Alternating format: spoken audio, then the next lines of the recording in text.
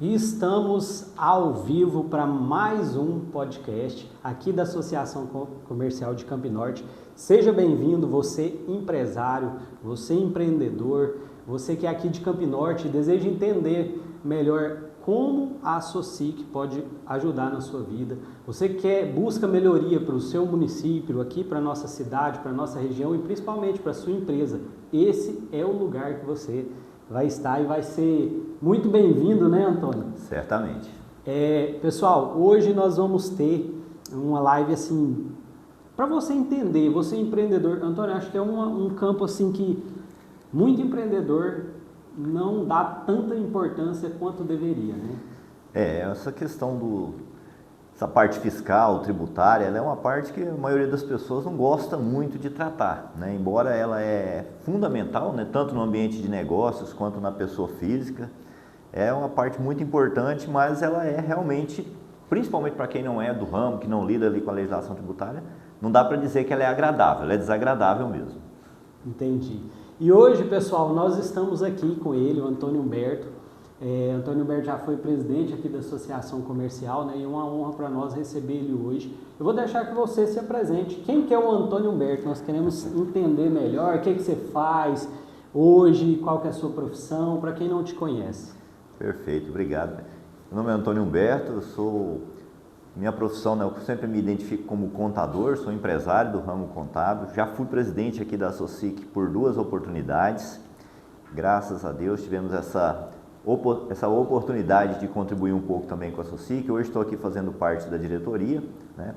Sou pai de 3 filhos, casado, moro em Campo Norte desde que nasci, né? Passei um período fora daqui só mesmo para período de formação, quando eu estava estudando. Sou apaixonado por essa cidade, né? Gosto muito daqui. Sou uma pessoa que sempre procuro levar minha vida de uma forma mais tranquila, Peterson, né? Ótimo, excelente. A vida menos agitada, a agitação maior fica mais por parte das questões do trabalho, mesmo das exigências, que essas a gente precisa atender, né? Então, basicamente é isso. Tirando isso, sou uma pessoa bastante tranquila, gosto de estar com os meus filhos, gosto de atividade física, procuro, até pelo dia a dia do trabalho, né? Como o nosso trabalho é um trabalho que demanda muita concentração, ambiente muito fechado, então sempre que eu estou fora do trabalho, eu procuro ter ambientes diferentes disso, para eu estar mantendo ali a saúde mental em dia e estar pronto para continuar a batalha. Eu acho que para todo empreendedor, né, Antônio? A vida agitada tem que ser uma rotina. Quase todo empreendedor, não vamos falar todo porque não pode generalizar, mas para quase todo empreendedor a vida é agitada. Não tem como. Estamos vivendo uma época onde parece que cada vez a gente tem menos tempo, né? A tecnologia ela sempre chega, facilita, cria um monte de facilidades aí para que a gente consiga executar mais tarefas ou executar as tarefas de forma mais rápida, mas parece que cada vez a gente, diante dessa facilidade, pega mais tarefas para fazer e acaba que a correria do dia a dia ela continua e muitas vezes até aumenta. Verdade. Antônio, e assim, já estou até acompanhando aqui, já está chegando alguns comentários aqui no Facebook e eu queria entender um pouquinho, Antônio, trazer mais para a gente poder te conhecer melhor. Sempre foi seu sonho ser contador? Boa pergunta, Pedro. Na realidade, não. Eu acredito que quando eu estava nessa fase de sonhar com a profissão, né, ainda jovem, ainda criança, ser contador nem passava pela minha cabeça, eu nem sabia o que era isso, né? A contabilidade ela entrou na minha vida meio que por acaso, né? Quando eu estava terminando a 8ª série na época, né, hoje o 9º, eu tinha 3 opções aqui na cidade: fazer o ensino médio normal, fazer um magistério para virar professor, que na época tinha, ou fazer um curso técnico de contabilidade, né? E acabou que eu demorei a me decidir, de última hora fui inscrito pelo meu pai no curso técnico de contabilidade, então ela foi meio que assim por acidente. Livre, espontânea pressão. Livre, espontânea pressão. E eu fui para fazer o curso técnico de contabilidade, fiz o curso técnico, confesso que nos primeiros anos, era um curso de 3 anos, esses 3 anos não me seduziram, né? Mas aí veio a faculdade. A faculdade eu acabei entrando no curso de Ciências Contábeis, que era o curso que na época mais me atraiu aqui na região.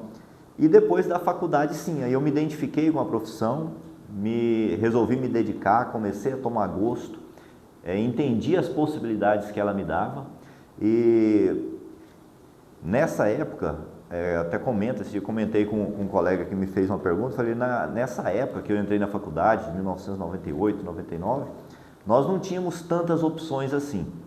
Então isso fazia com que você se agarrasse bem às oportunidades que tinha. E eu percebi que a faculdade de Ciências Contábeis era o meu passaporte para uma vida melhor, para buscar novas oportunidades, conhecer novas pessoas, novas possibilidades de vida. E foi isso que me levou para a contabilidade. Tive a ajuda de muita gente mesmo, pessoas que realmente foi Deus que colocou na minha vida, que me abriram várias portas. Tive a oportunidade de fazer estágio em Uruaçu, em uma empresa. Depois tive a oportunidade de trabalhar em escritório de um professor que hoje é um grande amigo, Vanildo, de Uruaçu. E por fim, o meu chefe, onde eu trabalhava lá em Uruaçu, me convidou para ser sócio dele, né? De estagiário a sócio eu fui em 9 meses, então foi uma questão assim que realmente foi preparada, né, por Deus, porque foi muito rápido.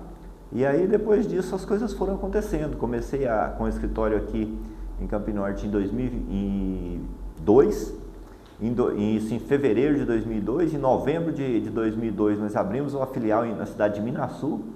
Então assim, foi uma questão que as coisas foram acontecendo muito rápida, de uma forma muito rápida, meteórica, e como eu te falei, era uma época que a gente não tinha tantas opções, né? Isso era antes desse polo mineral aqui na nossa região, então as oportunidades eram raras, isso fazia com que você se agarrasse muito às oportunidades, né?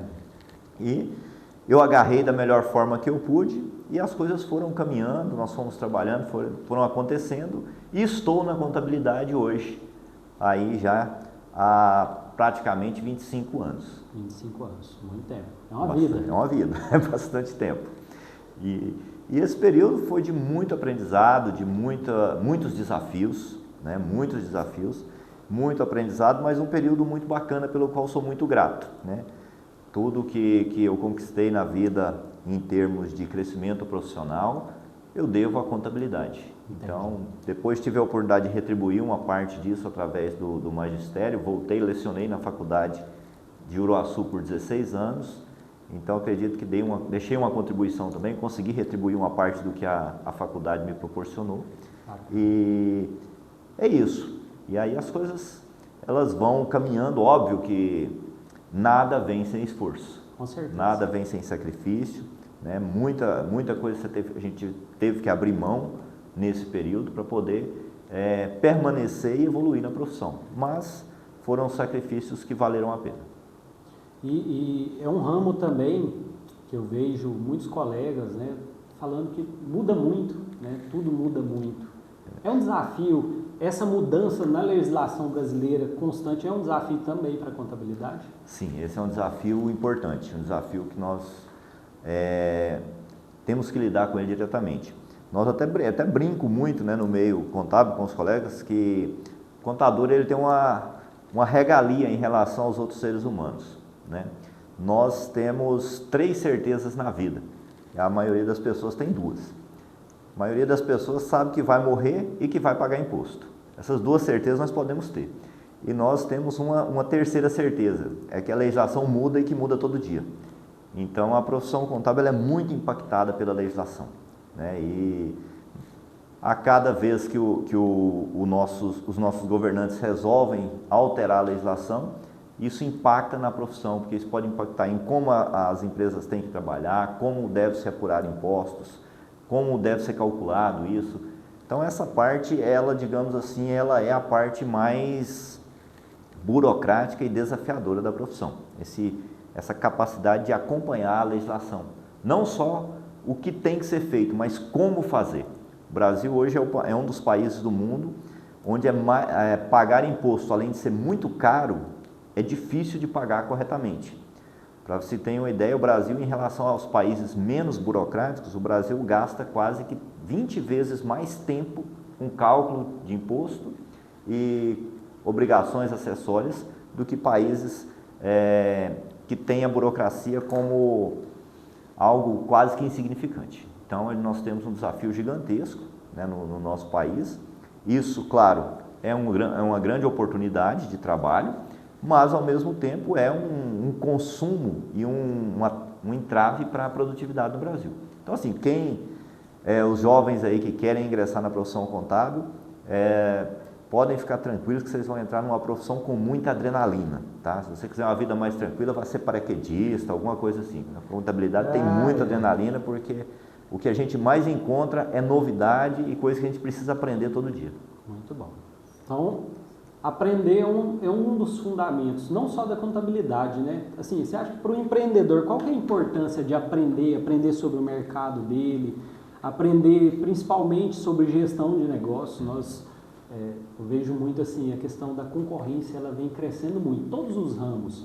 Hoje, para você, esses dias eu vi um vídeo na internet, o cara falando, você precisa achar um negócio que não tenha concorrência, que tenha ganho de escala, que tenha alta margem. Eu falei, pronto, é achar uma agulha num palheiro bem gigante, bem gigante. Então, assim, às vezes a gente vê muita gente falando coisas, não estou aqui querendo tirar você de ser empreendedor não, tá? Eu quero que você entenda esses desafios de quem já está há 25 anos no mercado, de quem já está há 14 anos no mercado, que existem esses desafios e isso é inerente do empresário. Não dá para você chegar e montar uma empresa e achar, da noite para o dia eu vou ficar rico e não tenho problema nenhum, vou ficar da praia, né? Muita gente entra com essa promessa. Estão vendendo muito isso, né?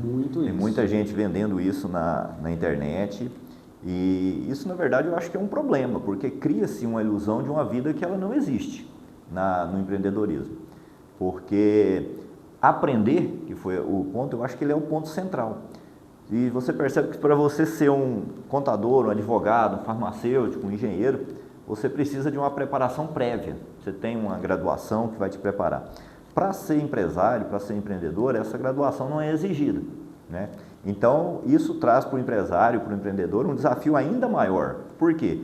Porque ele vai ter que aprender depois que o negócio já está montado. Então, ele vai ter um desafio gigantesco, porque depois que a pessoa monta o negócio, ela entende.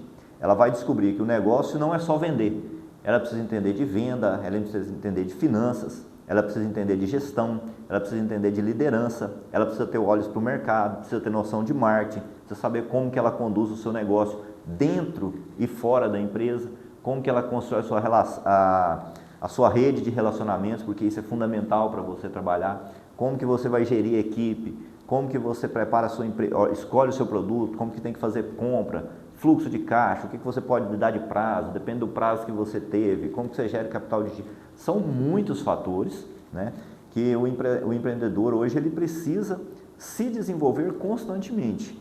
No meu modo de ver hoje, eu acho que a necessidade de aprendizado e aprimoramento constante é a única certeza que nós temos no mundo dos negócios. Quem não se dispor a aprender constantemente vai ter cada vez mais dificuldade, não só para crescer, no meu ponto de vista, mas para se manter no mercado. Porque nós estamos vendo um mercado cada dia mais competitivo, mercado que traz cada dia mais desafios. Nós vivemos uma época onde, tanto por questões regionais, nossa região é uma região muito pujante nesse momento, com a questão do bloco mineral, etc. Então nós vivemos, além da questão econômica na nossa região, nós vivemos uma questão demográfica no país, né? Nós estamos passando por um envelhecimento da população, onde nós estamos tendo uma dificuldade de mão de obra. Além disso, traz para o empreendedor uma outra questão, que é a questão do conflito de gerações, né?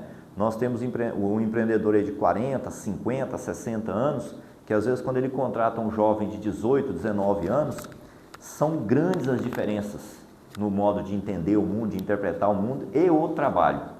E nós estamos passando por um momento de reorganização dessa sociedade, com falta de mão de obra, né? Falta de formação adequada da mão de obra que nós precisamos, e isso hoje talvez seja um grande desafio do empreendedor. Aprender, e a gente volta na questão do aprendizado, de aprender a liderar pessoas, a fazer essa gestão de pessoas dentro do seu negócio, né? Porque uma coisa que a gente aprende, que eu aprendi a duras penas, mas que eu aprendi bem nesses anos de trabalho, é que as pessoas certas são o maior ativo da empresa.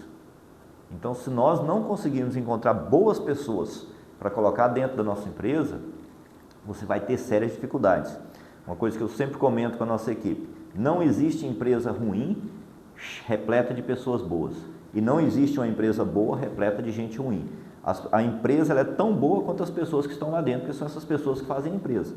Então, hoje, acho que aprender é um desafio do gestor, e aprender a construir e a manter boas equipes talvez seja um dos desafios que pode fazer toda a diferença na continuidade dos negócios. Com certeza. Eu creio que a associação, já puxando por esse gancho, né, a associação comercial tem um papel fundamental nisso, né, Antônio? Com certeza. Você, como ex-presidente, você acha, fala para os nossos espectadores como que a associação pode ajudar ele na empresa dele lá hoje, no lanchinho que ele tem, na empresa que ele está gerindo hoje, que ele está pensando em montar, como que a associação, de forma breve, só para a gente também trazer esse gancho da associação comercial. Olha, a associação comercial, ela hoje talvez seja o principal canal de desenvolvimento e de acesso de pequenos negócios a tecnologias, a consultorias, a formação que talvez ele não tivesse acesso. Então é importante que você que tem a sua empresa, que você participe da associação e use o serviço que a associação traz. É muito caro formar uma equipe, e pela associação comercial a gente muitas vezes consegue isso gratuitamente. Às vezes é muito difícil você ter acesso a mentores, a pessoas que têm muito conhecimento em uma determinada área, a especialistas renomados.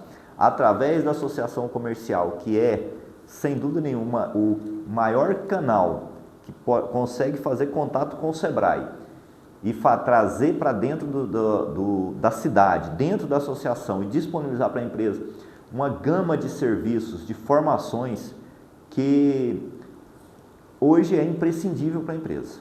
Imprescindível. Acho que e além de outro fato, além de todo esse arcabouço de formações, de treinamentos que a associação consegue viabilizar, e a associação é o melhor canal de viabilização disso, tanto em termos de acesso quanto em termos de custo, tem ainda o fato de que qualquer negócio, assim como qualquer pessoa isolada, ela vai enfraquecer e definhar.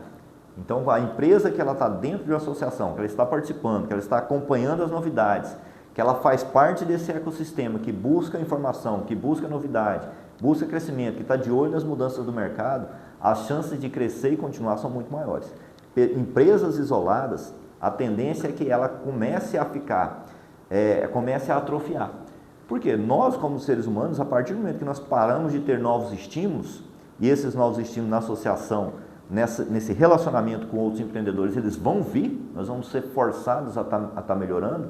Quando você abre mão disso, que você fica só na sua empresa, começa a olhar só para dentro, a sua empresa ela começa a envelhecer, ela começa a ficar refém das próprias ideias, das velhas ideias, certo? E isso é muito perigoso, porque uma empresa ela pode se alastrar no tempo por vários e vários anos, mas ela não pode ficar velha, ela não pode ficar com ideias velhas, ideias do passado, ela precisa estar atenta ao mercado. E uma das formas de fazer isso é participar de grupos, participar de discussões, estar atento ao que está acontecendo, e a associação comercial é um dos melhores lugares para o empresário fazer isso. Porque se você é empresário, você sabe que o cargo de liderança dentro da empresa, ele é um cargo solitário. A maioria dos problemas, dos desafios que você tem no dia a dia, você não tem com quem conversar. Onde é que você pode ter com quem conversar? Numa associação comercial, onde você vai ter pessoas que enfrentam desafios parecidos com aqueles que você enfrenta. E uma outra questão que eu acho muito válida também que a associação consegue ajudar é o seguinte: raramente você vai estar enfrentando um problema que ninguém nunca enfrentou. Então, provavelmente o desafio que você está enfrentando hoje, alguém já passou. Se você puder ouvir um conselho, ouvir uma dica dessa pessoa, talvez você vai passar por isso com muito mais facilidade. Com certeza, com certeza. A associação ajuda muito, muito, muito mesmo. Você empreendedor que deseja, ou que não é empreendedor ainda, que deseja abrir um negócio, a associação, acho que tem que ser o primeiro lugar que você procura. Primeiro lugar, concordo. Primeiro lugar, a orientação, tudo que a associação pode te fornecer também, como certificado digital e vários outros serviços. Né? Além de tudo, tem os serviços. Tem os serviços que a associação presta para a gente como empresário. Então, se você quer conhecer, quer entender para que a associação serve, já me perguntaram isso muitas vezes. Às vezes eu estava na academia ou algum lugar, a pessoa fala, mas para que serve a associação comercial? Né? Então, assim, é algo que às vezes parece tão óbvio, mas ele precisa ser dito. Né? Então, você que é empresário, procura a associação comercial, as meninas vão te receber aqui muito, muito bem e te explicar para que serve a associação, o que você vai conseguir aqui de dentro. Mas garanto para você que é o primeiro passo que você tem que dar se você for abrir uma empresa. E se você ainda já abriu a empresa, já tem um negócio, você já deveria estar aqui. Vem aqui para a associação comercial. Só nessa questão ainda para que serve a associação, queria só reforçar aqui uns pontos, Patrícia, que é o seguinte. Além disso que nós comentamos, da associação ser o canal, que ela consegue ir nas instituições e trazer formação, trazer acesso a crédito, isso nós podemos colocar ainda, além desses acessos a serviços, a cursos do Sebrae, que é hoje o principal parceiro, tem as rodadas de negócio, que a associação consegue viabilizar, né, através de parcerias, que dá para as pequenas empresas acesso a mercados que talvez elas não tivessem fora da associação. E um papel principal da associação, que muitas vezes ele fica em trabalho de bastidores, que é a defesa dos interesses da classe empresarial. Vocês não têm noção do que uma associação ela tem que fazer diariamente para manter os interesses das empresas serem defendidos. Nós vivemos em um país que muitas vezes tem ambiente hostil ao empresário, né? Então, assim, é muito comum o nosso país ele criar regras que dificultam a vida de quem empreende, de quem gera emprego, de quem gera renda, para facilitar, às vezes, outros estilos de vida. E vou dar um exemplo para vocês aqui, já está um pouco passado, mas na época da pandemia, o que a classe empresarial sofreu de pressão para simplesmente fechar a porta e parar de produzir, foi algo impensável. E a Associação Comercial de Campo Norte e todas as associações comerciais do Brasil foram fundamentais para manter as empresas minimamente funcionando, certo? Então, nenhum empresário consegue ir lá no prefeito e bater de frente, consegue ir no governador, não consegue. Às vezes um ou outro muito grande. Muito grande, né? Mas 99% dos empresários são pequenos e não tem essa força. E já quando você vai através de uma instituição, o setor público precisa parar e ouvir. E ele parou e ouviu. Então esse é um dos papéis fundamentais que no dia a dia, às vezes ele fica muito nos bastidores e não se percebe. Mas ele é fundamental o que a associação defende dos interesses da classe empresarial. Bacana, muito, muito bom. Antônio, e assim, com tudo isso, né, a gente falou, mas eu queria entender de você. Vale a pena ser empreendedor hoje? Para você, analisando a sua vida, analisando tudo que você passou esses 25 anos, né, de contabilidade, vale a pena empreender? Bom, antes de falar por mim, eu vou deixar uma reflexão, né? O nosso público aqui é de empresários, acredito eu, mas pode ser que tenha alguém que ainda não seja empresário. Então, para quem não é ainda e tem a dúvida, o que eu acho? O que eu descobri nesses anos? Isso é de perfil, certo? É o perfil da pessoa. Se você tem um perfil, eu comento que você deve se fazer algumas perguntas. Uma delas é, eu preciso de um chefe? Ou, eu posso viver sem um? Porque tem pessoas que não podem viver sem um chefe. Tem que ter alguém para cobrar, para estabelecer horários. São excelentes profissionais, mas tem que ter um direcionamento. Mas ele não tem, às vezes, um direcionamento. E tem uma outra categoria de profissionais que ela é fundamental para o país, mas ela não é o profissional que vai empreender, que é o especialista apaixonado pela profissão, certo? Com certeza. Aquele especialista, por exemplo, um médico que é um excelente neurocirurgião. E o que ele mais gosta de fazer na vida? Fazer neurocirurgias. Esse cara, se ele for empreender, o tempo que ele vai deixar de praticar a especialidade dele para empreender, de repente o mundo pode perder um ótimo neurocirurgião e ganhar um empresário mediano. Então tem a questão de quem tem perfil para empreender e tem a questão do perfil de quem quer ser especialista. Porque todas as pessoas elas são necessárias e são importantes para a sociedade.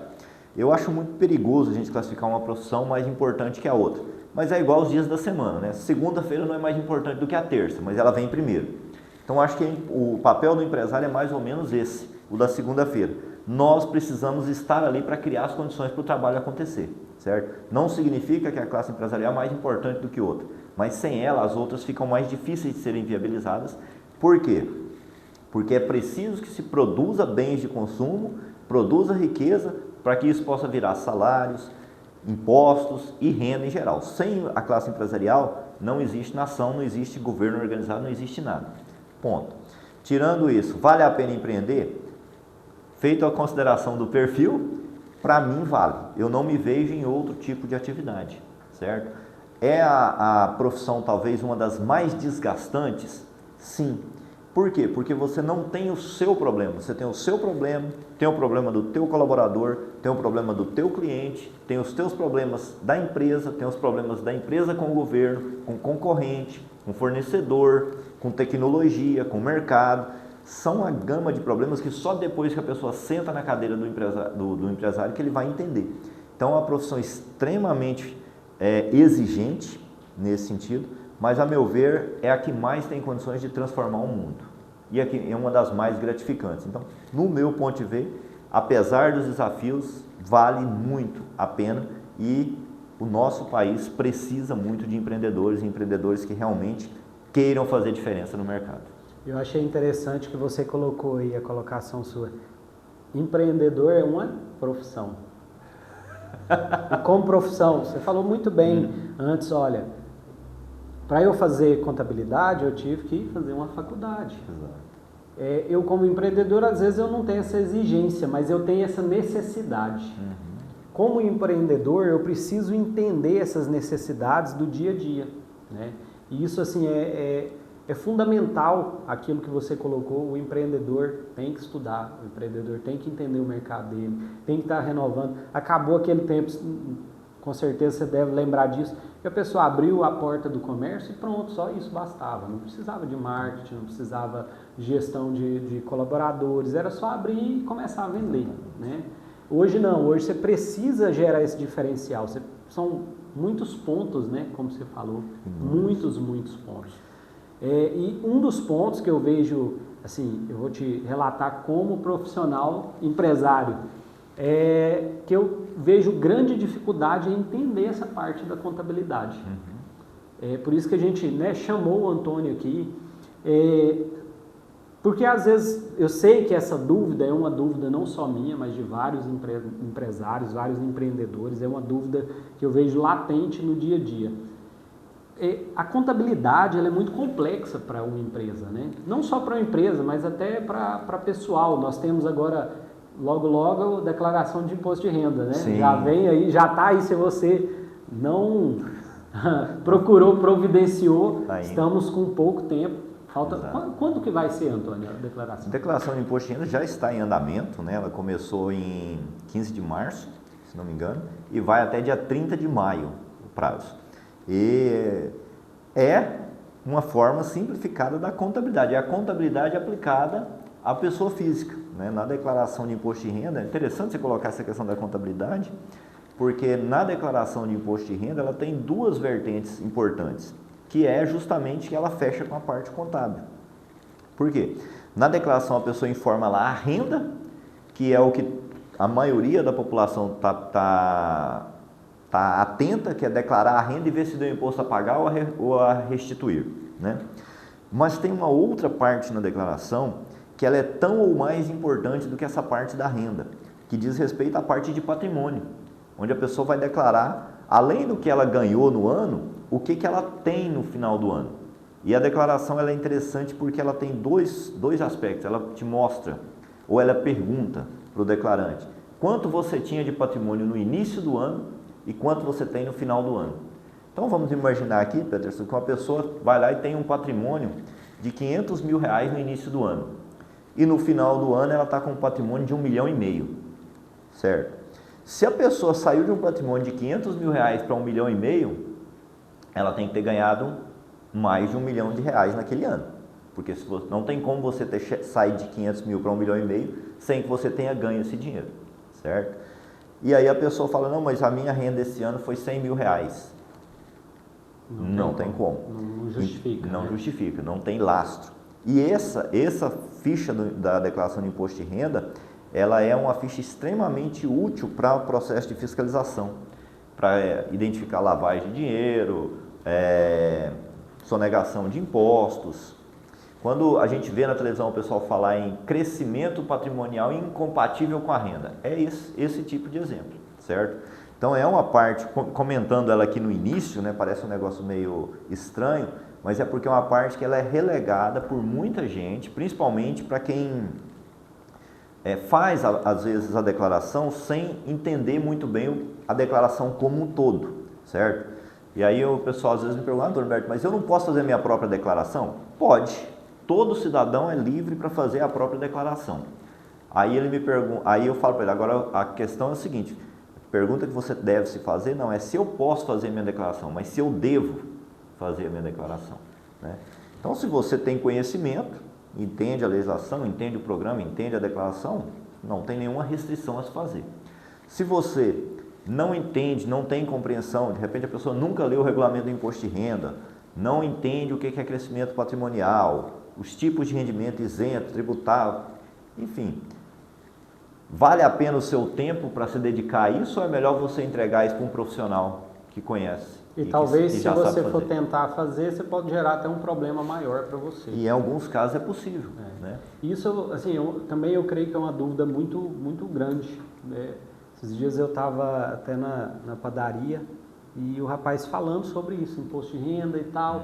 Aí eu vi que eles estavam na dúvida. Um falou assim, não, isso aí é só para a gente pagar, a gente não recebe nada de volta. Então, existem muitas dúvidas ainda, né? Sim, eu acho que principalmente, assim, para nós somos empreendedores, às vezes o empreendedor mistura as coisas, sim. CNPJ com pessoa física. Acontece. Antônio, e assim, já nesse assunto, quem que é obrigado a declarar o imposto de renda? Olha, a obrigatoriedade do imposto de renda está relacionada a dois fatores, patrimônio e renda, certo? Tem um outro terceiro fator, mas esse é menos comum. Por exemplo, quem estava morando fora do país e passou a morar no Brasil, esse cara é obrigado a declarar. Tá? Tirando isso, é por patrimônio e renda. Renda, quem ganhou acima de R$ 33.880 no ano de 2024 está obrigado a fazer a declaração esse ano, certo? Se sua renda tributável, o que é renda tributável? Prolabore, salário, rendimento de aluguel, serviço autônomo. Se você teve renda acima desses 33.880 em 2024, você está obrigado a fazer a declaração agora em 2025. Se não, você não está obrigado. Ou se você teve algum tipo de rendimento isento acima de R$200 mil. O que é rendimento isento? Rendimento de caderneta de poupança, rendimento de LCA, LCI, distribuição de lucros. Se o seu rendimento foi isento, se o único rendimento que você teve foi o rendimento isento e ele ficou abaixo de R$200 mil, você também está dispensado, não está obrigado a fazer declaração, certo? Ou questão patrimonial, quem tem patrimônio acima de R$800 mil é obrigado a fazer declaração. Os outros casos são mais bem específicos, eu não vou entrar neles aqui, mas, por exemplo, quem vendeu um imóvel, eu não tenho essa renda, mas eu vendi um imóvel ano passado, vendi minha casa e não paguei imposto de ganho de capital. Provavelmente você está obrigado a declarar, certo? Então tem algumas situações específicas, mas as mais comuns são relacionadas à renda e a patrimônio. Se você se enquadrar em uma dessas situações, você está obrigado. Se você não se enquadrar, você não está obrigado. Agora, deve fazer? Deve fazer. A maioria das pessoas deve fazer. Por quê? Porque a declaração de imposto de renda ela tem algumas vantagens, tá? Primeiro, ela garante que você esteja em situação fiscal regular perante a Receita. Segundo, ela serve como comprovante de renda com validade de 1 ano. Ela vai valer até maio de 2026. Então, o comprovante de renda mais barato que você tem é a declaração de imposto de renda, certo? Então, por esse motivo, já valeria a pena fazer. Agora, na questão da obrigatoriedade, basicamente é isso. Então, o que você deve observar? Se estou obrigado ou se eu quero fazer a declaração. Uma vez que você está obrigado, não há muito o que fazer. Se não está obrigado, observar. Tem uma outra situação também de obrigatoriedade que tem se tornado muito comum aqui na nossa região, questão da atividade rural. Quem tem atividade rural acima de R$169 mil R$ em 2024, essa pessoa está obrigada a fazer esse ano. Isso no ano? Isso no ano. Então, se a pessoa vendeu ano passado R$ 170 mil de gado, ela está obrigada a declarar esse ano, certo? Quer dizer que vai pagar imposto? Não. Pagar imposto é uma outra situação, mas isso te obriga a fazer a declaração. Entendi. E, por exemplo, a pessoa, né, que às vezes não tem um emprego formal, talvez é o MEI que movimenta tanto no CNPJ dele quanto o CPF, né, recebe o Pix, não, passa meu Pix aqui e tal. Isso conta, Humberto? Olha, a pessoa que tem um microempreendedor individual, ela é obrigada a fazer a declaração anual do CNPJ, do MEI, certo? A declaração da pessoa física, provavelmente, em função de ter o MEI, ela não está obrigada. Ele já vai praticamente eliminar, a não ser que ela tenha um patrimônio muito grande. Do contrário, ela não vai estar obrigada. Agora, é interessante que ela faça? Pode ser interessante que ela faça no seguinte sentido. Para ter esse comprovante de renda durante todo o ano. Porque ele pode, de repente, querer rever o limite os seus limites, seu cadastro no banco, certo? Então pode ser interessante, é interessante que ele faça por esse motivo. Obrigatoriedade, desculpa, não tem. Uma outra questão que você comentou, essa questão dos recebimentos, né? A pessoa às vezes recebe o Pix na conta pessoa física. Bom, aí primeiro ponto é o seguinte, se você tem um CNPJ, abriu lá o seu microempreendedor, está trabalhando, está atuando, tem um CNPJ, vai no banco, vá até o banco e abra uma conta pessoa jurídica nesse CNPJ. Não vincule máquina de cartão de crédito, não vincule recebimento de Pix pelo negócio na sua conta pessoa física. Isso vai te dar problema, tá? Por que vai te dar problema? Porque o microempreendedor individual, ele tem uma isenção de R$ 81 mil por ano. Até R$ 81 mil por ano, ele pode vender sem obrigatoriedade de pagar imposto, certo? Ele não tem imposto de renda a pagar. Agora, esses R$ 81 mil na pessoa física, ele vai dar um imposto significativo, certo? E temos hoje um julgado do Supremo Tribunal Federal que diz que a entrada de recursos indiscriminadamente na conta de uma pessoa, de uma empresa, dá à Receita a presunção de que aquilo é renda, certo? Então, a Receita pode usar essa informação para poder lavrar um auto de infração e cobrar imposto em cima disso. Não existe imposto sobre Pix, né? Reforçando que teve essa polêmica. Mas o fato de estar entrando recebimento de Pix na sua conta pode dar à Receita a entender que aquilo é faturamento seu e, consequentemente, em função do faturamento, você via a ter que pagar imposto, certo? Mas o CNPJ é meu, a conta é minha, são coisas distintas. A legislação ela trata coisas distintas. Uma coisa é a pessoa física, outra coisa é a pessoa jurídica. E nós vivemos em um país legalista e que vale o que está escrito e o que está documentado. Então, você não tem condições de provar isso documentalmente, você pode ter que pagar imposto por uma coisa que você não deveria.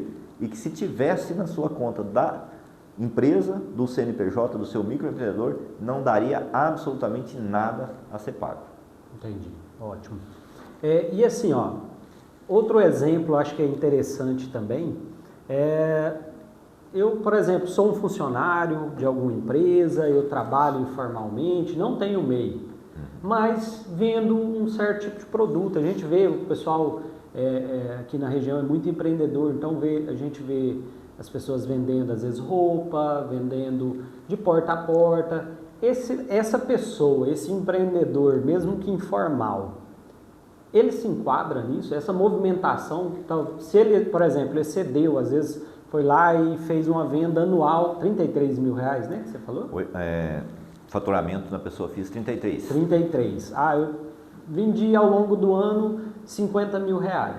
Qual que é o risco para essa pessoa? Então, essa pessoa, nós temos alguns casos emblemáticos, que é o caso, por exemplo, dos vendedores de Tupperware, Natura. Esse pessoal, eles têm uma situação muito, muito específica, certo? Porque as empresas fornecem os produtos para eles vendem, certo? Mas eles conseguiram um tratamento quase que a renda deles é como se fosse a comissão. Então eles compram por 20, vendem por 22 e aqueles 2 eles ganham. E a legislação trata eles com esse critério. Agora isso precisa estar contratado. Precisa ter contrato em cima disso para provar que eles têm a comissão. Por quê? Porque documentalmente eles estão comprando o produto e revendendo. Comprar produto e revender é comércio, atividade comercial, deveria ter um CNPJ, certo? Eles têm a opção de atuar como MEI, para a grande maioria esse é o mais recomendado, abre um microempreendedor e vai trabalhar como microempreendedor, esse é o padrão. Agora, tem algo, por exemplo, Natura. Natura muitas vezes ela não emite venda para CNPJ, a não ser que a pessoa abra a loja. Ela fala que só vai trabalhar com revendedoras no CPF. Então ela vai emitir a nota do produto no CPF, a pessoa vai revender e ali retirar da margem a sua renda, certo? Importante que guarde todos esses documentos, que para numa eventual necessidade de comprovar essa movimentação, porque quando a Receita pega essa movimentação, ela não sabe do que é. Então vamos imaginar uma pessoa que revende esse tipo de produto. De repente ela vai vender ali R$200 mil no ano e vai faturar 30, 40 mil. Qual que é a renda dela? Esses 40 mil. Mas quanto que passou? Os 200 mil reais. Então a Receita vai chamar ela para prestar conta dos 200. Então ela tem que guardar toda essa documentação e na eventualidade prestar conta, certo? E é uma atividade que ela não é especificada na legislação. Não existe um tratamento específico. Existe uma compreensão dos julgadores de que essas pessoas que fazem esse tipo de trabalho de revenda porta a porta, que elas vivem da comissão, que elas ganham da comissão. Mas isso na legislação ela é muito embruscada ainda essa parte. É importante guardar essa documentação para que, se você for chamado em algum momento para prestar conta, você tenha condição de prestar conta. Entendi. E assim, beleza, eu tenho toda essa documentação, tenho tudo guardado, acho que já ficou bem entendido que o ideal é que todos façam, né? O ideal, mas não é algo que acontece. Mas quem tem obrigatoriedade faz, porque o risco é muito maior, né? Isso, nós estamos passando por uma fase onde o nosso governo, né? Quando eu falo governo, eu não estou falando de partido A ou B. O governo, quem está no poder. Nosso governo ele vai ter cada vez mais controle sobre a sociedade. Então, hoje, tudo aquilo que você faz em termos de movimentação financeira e patrimonial, isso vai parar no governo. E é importante o cidadão ele ter essa consciência, certo? Por que eu estou dizendo isso? Se você trabalha de carteira assinada, o governo sabe quanto você ganha, porque o seu empregador informa para ele. E ele é obrigado a fazer isso. Não tem como deixar de fazer, certo? Inclusive, as empresas são obrigadas agora a divulgar, as grandes empresas, as pequenas ainda não, mas as grandes empresas são divulgadas até a divulgar um relatório anual de transparência salarial, que vai dizer qual é os salários que elas pagam por cargo, certo? Então, assim, a nossa vida financeira está cada dia mais exposta, certo? Então, se você tem o seu rendimento de salário, o governo tem essa informação. Se você é empresário, tem prolabore e lucro, isso também vai para o governo também tem acesso a essas informações, certo? Se você, isso é como eu ganho, beleza, se você tem aplicação financeira, também essa informação o banco, a instituição financeira vai mandar. Se você vai gastar o seu dinheiro, você faz uma compra no cartão de crédito, a operadora de cartão informa para a Receita quanto e aonde você gastou. Se você compra um carro, o Detran transmite essa informação para a Secretaria da Fazenda, para a Receita Federal. Se você compra um imóvel, o cartório remete essa informação. Então, quer dizer, tudo que nós fazemos hoje, o dinheiro que entra na sua conta, o banco envia isso para o Banco Central, que repassa para a Receita Federal. As informações de cartão, de Pix, por exemplo, já tem que ir para o CONFAZ, que é a Secretaria de Fazenda. Então, tudo que você colocou no sistema, o que é esse sistema? Banco, cartão de crédito, Detran, cartório, tudo que você passar nisso aí, o governo tem acesso e tem condição de saber. Não só o que você ganhou, mas onde você gastou e quanto você gastou. Se você compra uma mercadoria, se você vai ali e compra uma geladeira, o governo sabe que você comprou uma geladeira. Por quê? Porque foi emitida uma nota fiscal, seu CPF está lá, certo? Você colocou o teu CPF, ele sabe que você comprou aquela geladeira. Se você não comprou o CPF, mas foi lá e passou no cartão, estava a informação da mesma forma. Então, assim, os riscos que se corre hoje no Brasil são riscos de a pessoa pensar que ela consegue omitir renda,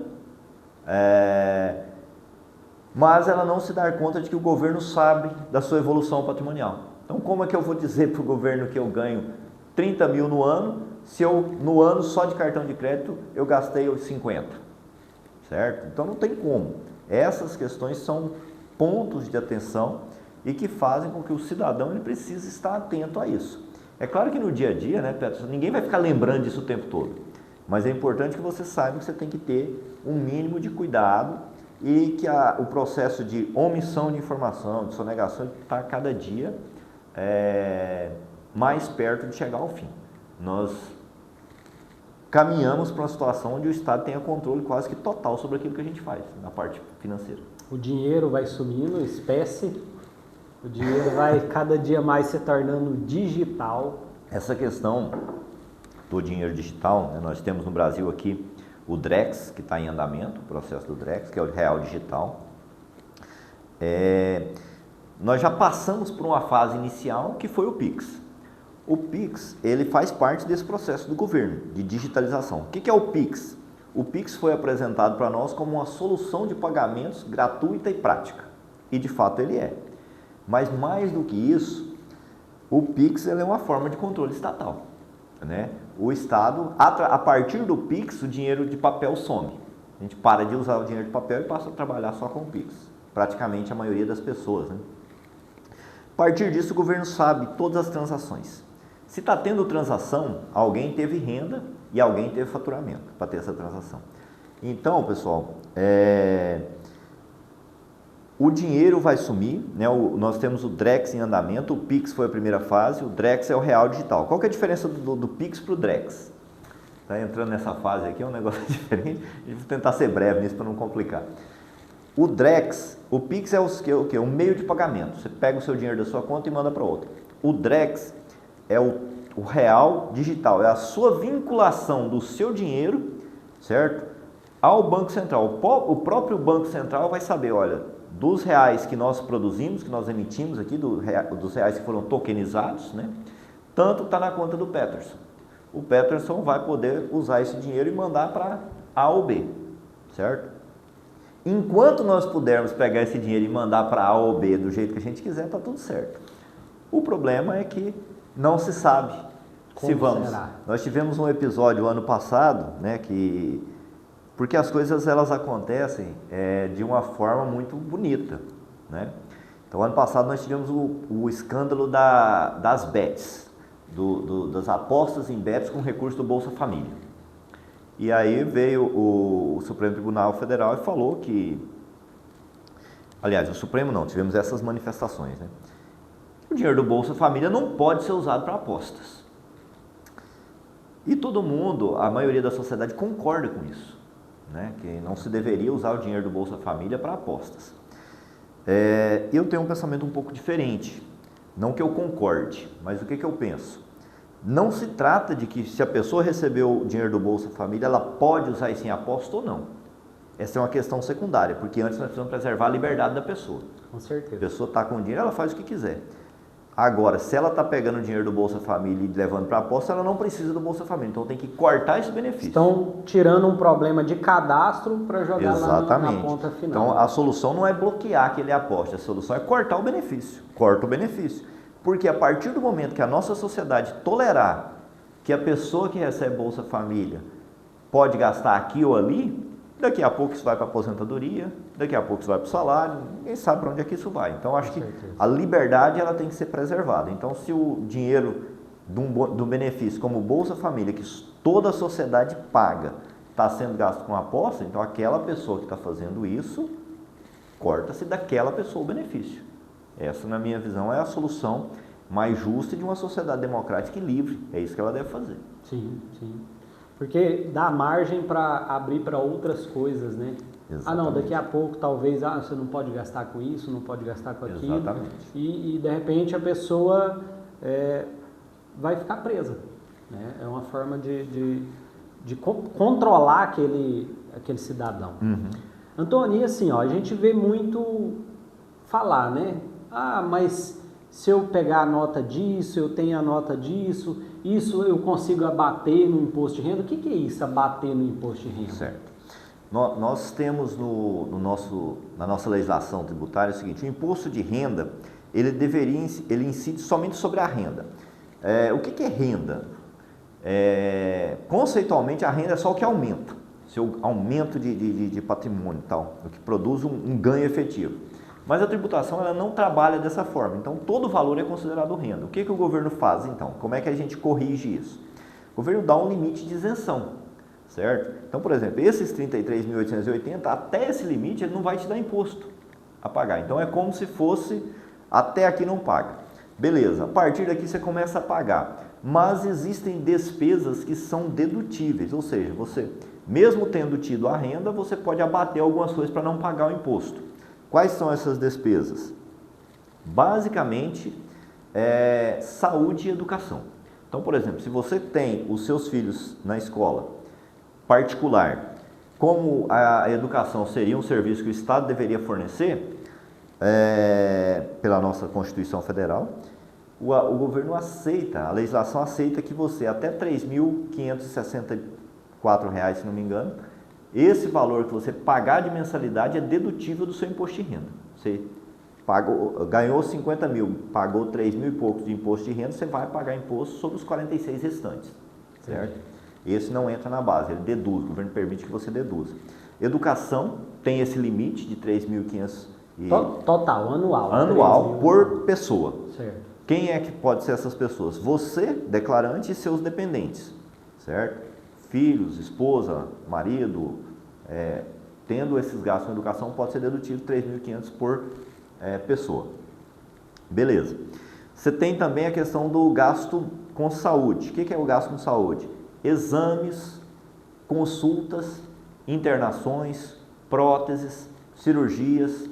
Esse tipo de gasto na rede particular, você gastou, você pode trazer e abater do seu imposto de renda. A vantagem da questão do gasto com saúde é que é ilimitado. Então, se a pessoa ganhou 100 mil no ano, gastou 80 mil com saúde, ela vai pagar, a base tributária dela fica em 20 mil, consequentemente ela não tem nada de imposto a pagar, certo? Dentro da saúde, além desses que eu citei, você tem aí a questão dos planos de saúde. A parte que o beneficiário paga. Quem tem plano pago pela empresa, obviamente o plano que é a empresa que paga não pode ser deduzido pelo beneficiário, mas a parte que você paga, ela é dedutível. Além desses dois grupos, de educação e saúde, algumas despesas complementares. Pensão alimentícia, né? Quem paga a pensão é um gasto dedutível, desde que essa pensão seja definida ou homologada pela justiça. Tem que ter a sentença ou a homologação ali da pensão. Sem esse documento não é permitido, certo? E tem também, às vezes, tem a questão da previdência privada. Quem tem um plano PGBL também pode deduzir, desde que seja contribuinte da Previdência Oficial e até 12% do valor que a pessoa ganha. São números meio chatos de falar, né? Mas é dessa forma. Então, assim, esses são os gastos. Aí uma dúvida, Pedro, que muitas vezes a gente responde com muita frequência no dia a dia, é o seguinte: mas eu gasto R$500 todo mês com remédio. Eu ia te perguntar isso agora, porque eu também escuto muito isso. Então o pessoal pergunta a questão do medicamento, né, do remédio. O medicamento não é dedutível, não tem previsão legal, não permite que ele seja deduzido. Só existe um caso em que o medicamento é dedutível. Quando você toma ele dentro do hospital enquanto você está internado, ele faz parte da conta hospitalar. Aí nesse caso ele vai ser dedutível. Nos demais, o remédio que você compra na farmácia, infelizmente não é dedutível. Porque eu ia te falar isso, porque realmente a gente escuta muito, vou precisar da nota para eu poder apresentar para a contabilidade, né? E isso é interessante, às vezes por falta de informação a gente gera um acúmulo de papel desnecessário, talvez a gente vai levar lá para o contador documentos a mais, pilhas de documento, e o contador vai ficar lá 1 hora tentando organizar tudo, né? E assim, Antônio, eu vi que você falou sobre investimentos. Vamos supor que eu tenha algum investimento, eu trabalho, sou colaborador de alguma empresa, mas tenho alguns investimentos. Isso soma na minha renda? Soma. Dos seus investimentos, primeiro, os investimentos eles vão ter dois impactos na sua declaração. Primeiro, o investimento em si vai ser declarado lá na ficha patrimonial. E a renda desses investimentos, ela vai compor, em alguns casos, a sua base tributária. Por exemplo, se você investe em renda fixa, o que é renda fixa? Poupança, embora poupança não é exatamente um investimento, mas isso é tema para outra conversa. Outra conversa. Poupança, CDB, RDB, debenture, qualquer tipo de aplicação, aquelas contas, conta com rendimento, né, de aplicação automática, todo esse rendimento de renda fixa, ele vai ser base tributária. Porém, a nossa legislação ela facilita a vida do investidor de renda fixa nesse sentido. Por quê? A tributação da renda fixa para a pessoa física ela é retida na fonte. Então, quando você recebe ali o seu rendimento, ele já está descontado do imposto de renda. Então, ele não vai compor a sua base tributária. Isso é um ganho expressivo, tá? A exceção aí são planos de previdência. Dependendo do tipo de contratação, quando você faz o plano de previdência, quando você resgata, você vai levar isso para a tributação. Mas tirando a parte previdenciária, esses investimentos aí comuns, LCA, que é isento, poupança é isento, CDB, RDB, conta rendeira, esses aí são tributados, mas é tributado direto na fonte. O banco já faz a retenção, você não tem que pagar mais imposto sobre aquilo. Ele é definitivo. Agora, existem também os investimentos do segundo grupo, que são o quê? Os investimentos de renda variável. Então, quem opera no mercado de ações, fundos imobiliários, principalmente são os mais comuns. Esses rendimentos, eles têm uma questão diferente. Por quê? Os dividendos que você vai receber ali das ações que você investiu ou as distribuições dos fundos imobiliários são isentos. As ações, o dividendo é isento, você não paga imposto, é o mesmo lucro que você tem na sua empresa, certo? O fundo imobiliário, a cota do fundo imobiliário, a distribuição do fundo imobiliário ela é isenta do imposto de renda, embora exista hoje projeto para passar a tributar isso, mas por enquanto é isento. Então você não vai ter imposto a pagar sobre isso. Porém, se você efetuar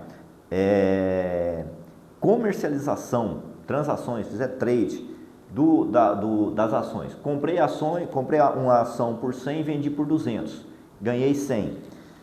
Esse tipo de operação, quando você compra e vende no mercado de renda variável, tratando-se de ações, se a sua operação for, você vendeu acima de 20 mil por mês e teve lucro, o lucro é tributável, certo? O lucro da venda das ações.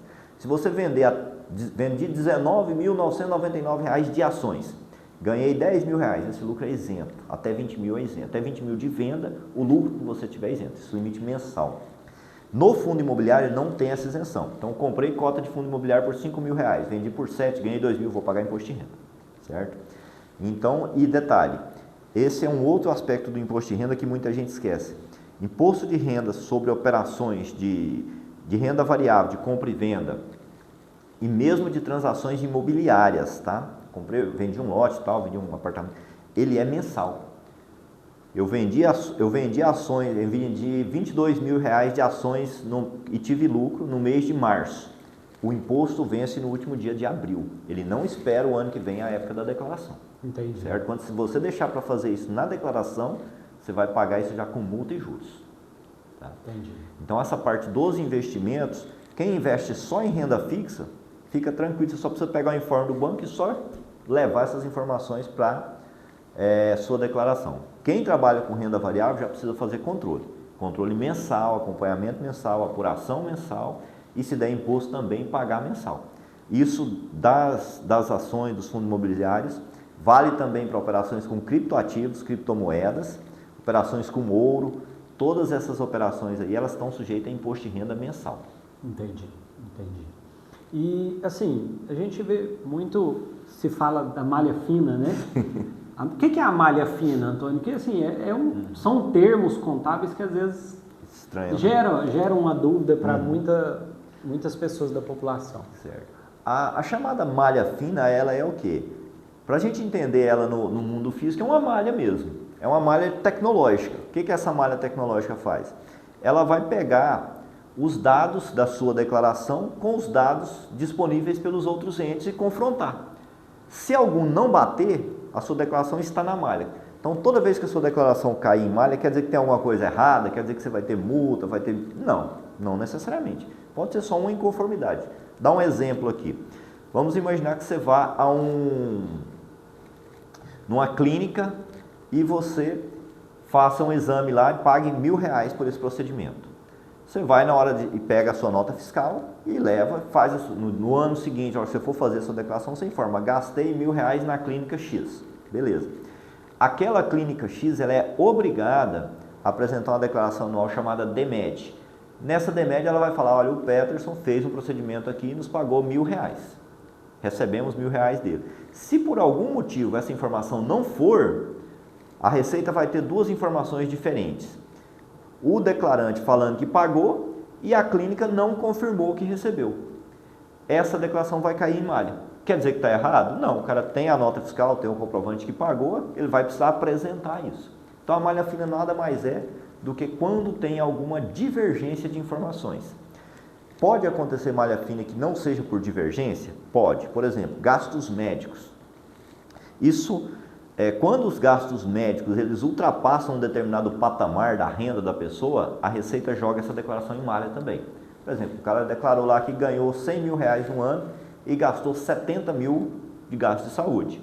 A Receita vai chamar ele para prestar contas. Quer dizer que está errado? Não, ele só precisa apresentar os comprovantes, certo? Então, ela é aplicável quando tem divergência de informações ou quando a declaração está, digamos assim, fora do padrão. Entendi. Nesses casos. A malha fina tem uma característica bacana hoje, que é o seguinte, ela é eletrônica. Então, não depende de um fiscal pegar a sua declaração. Ela tem uma primeira malha que é completamente feita por inteligência artificial. Então, saiu do padrão, tem uma divergência de informações, é automático, ela vai cair. Liga o alerta para aquela situação. Exatamente. E quais são assim, os erros mais comuns que você vê nesses 25 anos de contabilidade? Quais são os erros mais comuns que você já viu assim, as pessoas cometendo e caindo na malha fina? Os mais comuns estão relacionados às vezes a pessoa, hoje é menos comum, mas assim, tinha um nível interessante até algum tempo, a pessoa às vezes saiu do emprego, entrou em outro e na hora que ela vai declarar, ela declara só o último emprego. Esquece uma parte, então esqueceu uma parte da renda. Ela teve uma renda e na hora de fazer a declaração ela declarou só outra. Ou às vezes ela incluir um dependente, que esse dependente teve renda e ela não declara a renda desse dependente. São erros muito comuns, porque quando você traz dependente, abrindo um parêntese para o dependente, quando você inclui o dependente, se esse dependente tiver tido renda e tiver patrimônio, as informações de patrimônio e de renda do dependente têm que ir para a sua declaração, certo? Quando você não leva isso, se for patrimônio, a Receita não vai te colocar em malha, mas se for renda, vai. Então, por exemplo, a pessoa teve uma renda de R$50.000 no ano, incluiu um filho, mas o filho começou a trabalhar e ganhou lá R$5.000 no ano. R$5.000 para o filho é uma renda dentro do limite de isenção, ele não teria problema nenhum. Mas somado aos 50 que o pai ou a mãe incluiu, ele vai gerar imposto. Interessante. Então, isso eu não sabia, confesso para você, não sabia. Então, ao incluir esse dependente, ele tem que trazer a renda dele. E, por exemplo, dependendo da situação, colocar esse dependente na sua declaração pode ser prejuízo. Porque você vai ter que trazer esses 5 mil dele lá, ele vai entrar, somar com a sua renda, consequentemente a sua alíquota de imposto sobe, né? E talvez se você, colocando ele e trazendo a renda, você vai pagar mais imposto do que se retirasse ele. Entendi. Certo? Entendi. Então essa questão de esquecer parte da renda, ou colocar um dependente que teve renda e o declarante não informou, ou às vezes tentar incluir um dependente que não pode ser dependente, são os erros mais comuns na declaração. Por isso que é importante a importância do profissional contábil, né? O contador está te orientando, está analisando o seu caso, né? Tá, vendo todas essas situações, de repente, igual você citou aí, é mais barato você tirar ele como dependente. Sim. Então isso é muito interessante. Acho que você empreendedor, você que quer se tornar empresário, você que é colaborador de alguma empresa, é fundamental você estar procurando contador, entender tudo isso, né, Antônio? Acho que essa questão de, eu vou tentar fazer em casa mesmo, eu vejo que é muito perigosa, principalmente para quem é empresário, que tem essa movimentação entre contas e assim, isso é fundamental com o empresário. Por exemplo, você comprou um carro, o que você vai fazer ali? O seguro do carro, não é verdade? Exatamente. Eu vou andar tranquilo, faço o seguro do carro ali. É a mesma coisa, às vezes o empresário vai pagar a contabilidade, mas ele vai estar seguro daquilo. Às vezes, eu não sei se já teve situações de multas mais caras do que o serviço contábil. Sim, várias vezes. Assim, é muito comum a gente pegar a declaração para consertar, né, para fazer retificação, que as declarações foram feitas de forma amadora, só que a declaração tinha algum detalhe que era mais complexo, que exigia um pouco mais de conhecimento da área. E aí a pessoa vai gastar muito mais com isso, fora o período de dor de cabeça que ele vai ter com a Receita, né? Então, fazer ou não fazer a própria declaração é uma decisão pessoal, mas assim, a pessoa deve levar em conta a complexidade da situação dela, que ela vive, tanto de renda quanto de patrimônio, e também considerar o seu nível de conhecimento, né? Para poder decidir se ele faz a própria declaração ou não. Nessa questão, inclusive, tem algumas questões curiosas. Por exemplo, o pessoal, a gente vai fazendo algumas declarações. Por exemplo, é muito comum o pessoal me perguntar quando dá imposto a pagar, né? Aliás, quando você tiver imposto a pagar, pessoal, se você estiver vendo aqui, se você deu imposto a pagar e você está fazendo a declaração no modelo completo, faça doação para o Estatuto da Criança e do Adolescente, o Fundo Municipal. Você pode ajudar o seu município aqui. Campo Norte tem, você pode fazer a doação, certo? O percentual do imposto que você iria pagar, você destina para o fundo. Então, um dinheiro que não vai te custar nada, você iria pagar direto para o governo federal, você tira aquela parte que você iria mandar para o governo e manda para o seu município, para ajudar a criança, adolescente, para os fundos de idosos, enfim, é uma forma de você fazer uma boa ação e nem vai te custar nada, certo? Mas vamos lá, muito comum o pessoal perguntar, mas eu já paguei, já descontou o imposto de mim o ano inteiro, por que eu ainda tenho que pagar imposto de renda? Isso é muito comum e acontece, o principal motivo é quando a pessoa tem 2 ou mais fontes de renda.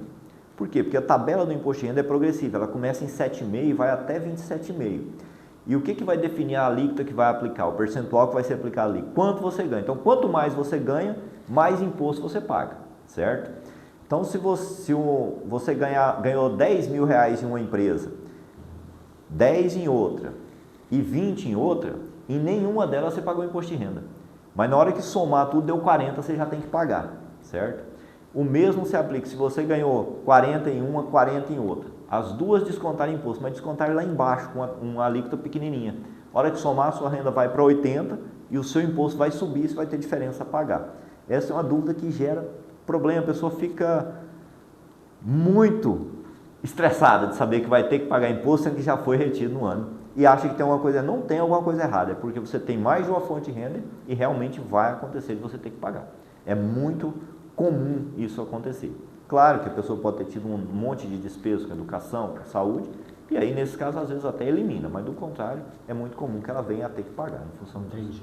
E quando eu tenho a receber, como é que funciona isso? Eu recebo quando? Recebo de imediato?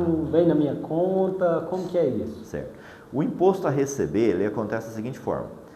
Como a declaração, o imposto é anual, o imposto de renda é anual, durante o ano você trabalha e vai tendo retenção. Para quem tem uma fonte de renda pessoa jurídica, você trabalha para uma empresa, certo? Como empregado ou como autônomo, não faz diferença. Você trabalha lá e todo mês ele te paga e já desconta um pouco do imposto de renda.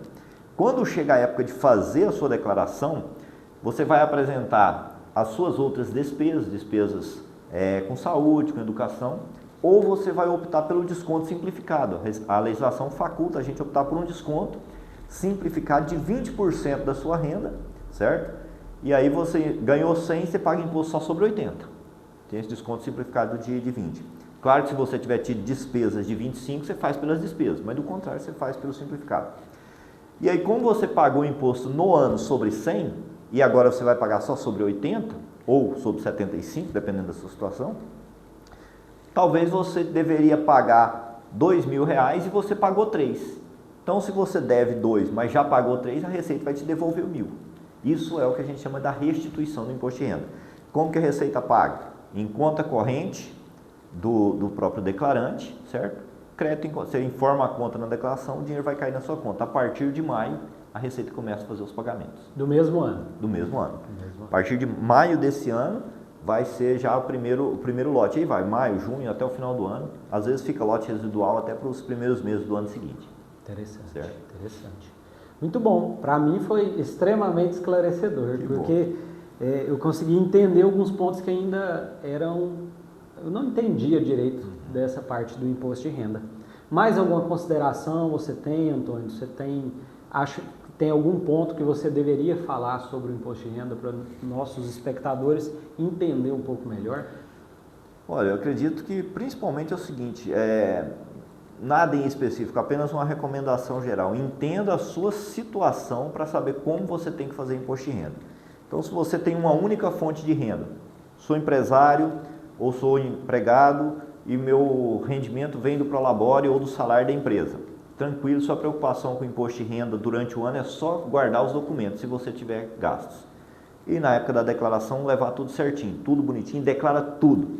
Assim, tem um detalhe. O pessoal às vezes quer esconder talvez seja um termo ruim, né? Às vezes preferiria que a Receita não soubesse que ele tem 2, 3 lotes e tal. Não façam isso, tá? É melhor que os seus bens estejam na declaração do que eles estarem fora. Por quê? Não existe imposto. O imposto de renda é sobre renda, não é sobre patrimônio. No Brasil nós temos imposto sobre renda, sobre patrimônio, sobre consumo e sobre outras coisas. Vamos lá nesse grupo. O imposto de renda, ele não incide sobre o seu patrimônio. Sobre o patrimônio você paga IPVA, IPTU, ITR, outras coisas. Imposto de renda é sobre o que você ganhou no ano. Então, deixar de informar um terreno, uma casa, uma fazenda, não vai alterar em nada o seu imposto de renda, certo? O que vai fazer, até porque a Receita já sabe que você tem esse bem, porque o Detran já informou, o cartório já informou, então não faz diferença, tá? Mas ao deixar de informar, você cria um problema fiscal para você, porque depois você vai ter que trazer isso para a sua declaração, e aí você vai ter que dizer de onde é que veio isso. Às vezes você não tem mais a justificativa do dinheiro, de onde é que apareceu, o bem não brota do nada, você vai ter que declarar renda. E aí sim, a renda pode te levar a ter que pagar. Além de um outro problema, essa parte ninguém gosta, mas todos nós temos que enfrentar. Toda vez que você deixa a sua declaração ou qualquer outro documento, mas nesse caso a declaração de imposto de renda, a sua ficha patrimonial bagunçada, faltando itens, se você vier a faltar, você vai deixar um problema sério para os herdeiros, certo? Por quê? Esse patrimônio que está na sua declaração, ele vai para os herdeiros, se for pelo valor que tiver na sua declaração, não tem nem imposto de renda, ele vai isento de imposto de renda. Agora, um que não está, como é que faz? Primeiro precisa trazer para a sua declaração, aí tem que ver se tem caixa para buscar. Então são problemas que nós que trabalhamos, quem tem família, eu sempre falo com os meus clientes o seguinte, quem tem família, tem esposa, marido, quem tem filhos, nós que temos essa graça de ter uma família, nós precisamos ter responsabilidade de levar a nossa vida organizada. Porque na nossa falta, a nossa desorganização pode criar um problema gigantesco para aqueles que ficaram. Verdade. Justamente aqueles que a gente mais quer proteger e quer produzir coisas boas. Então, assim, levar a sua vida fiscal, financeira e patrimonial organizada, além de ser uma recomendação, uma precaução interessante, é um gesto de amor àqueles que você mais quer. Entendi. Tá? Ótimo, excelente. Deixa uma mensagem final aí para os nossos empreendedores, associados, todo o pessoal da Associação Comercial e os empreendedores de Campo Norte, a nossa população de Campo Norte. Perfeito.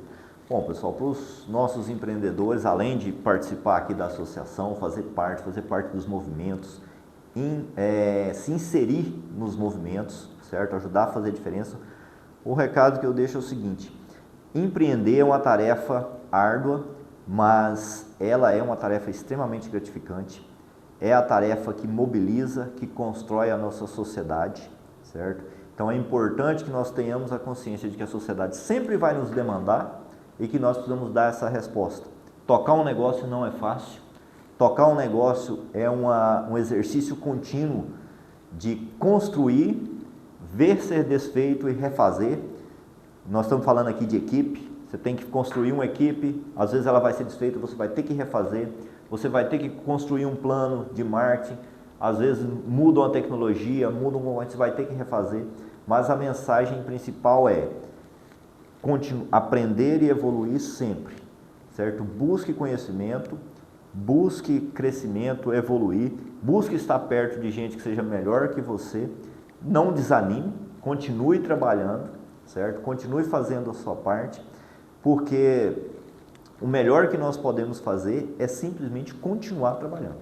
Nós precisamos ter essa coragem de continuar trabalhando, porque somos nós que damos o passo inicial para o sustento desse país. Então é importante que o empreendedor ele tenha em mente que faz parte da rotina do empresário construir e reconstruir todos os dias. Claro que isso não pode ser desculpa para fazer mal feito e esperar reconstruir, para fazer cada dia mais bem feito, mas tenha em mente que reconstruções, reinícios fazem parte, certo? E a vida que o pessoal vende para nós aí, de que você vai ser empreendedor, vai ficar 3 horas por semana no estratégico e o resto da semana na praia, isso é mentira, gente. Infelizmente, isso não é verdade.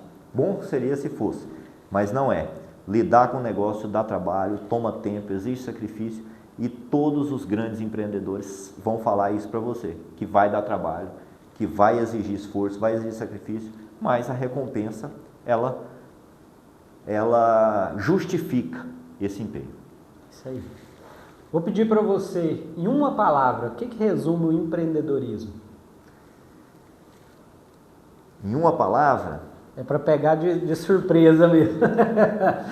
Acreditar. Acreditar. Muito, muito bom. Antônio, foi um prazer te receber aqui. A gente fica muito feliz. Aqui está aberto. Volta quando você puder. Não vou falar nem quando você quiser, é obrigação sua voltar. Mas a casa está aberta, né? Essa associação, a gente está fazendo esse podcast aqui, mas é aberto. São todos os associados. A associação, eu gosto muito da associação, já participo desde que eu abri a minha empresa, por ter essa abertura. A associação é muito aberta ao empresário, a escutar, a conversar, a trazer soluções. Esse podcast, né, começou, esse sonho desse podcast há um tempo, o José conseguiu concretizar ele, né, assim, Sim. A gente tem até que parabenizar ele. Você que não sabe, o José é o presidente da Associação Comercial hoje. E assim, ele deu esse start, né? E a gente tem que parabenizar muito ele por isso. Esse podcast, ele tem o intuito realmente de trazer essas informações. Acho que para você também, assim como para mim foi muito esclarecedor. Eu acho que para você também, então aproveita todos eles. Quero pedir para você também compartilhar, né, Antônio? Sim, claro. Esse vídeo. Você que não está assistindo ao vivo, compartilha, para que essa informação possa chegar a mais pessoas. E como o José sempre gosta de dizer, o sucesso do seu negócio passa por aqui, pela Associação Comercial. Forte abraço e logo, logo temos mais episódios.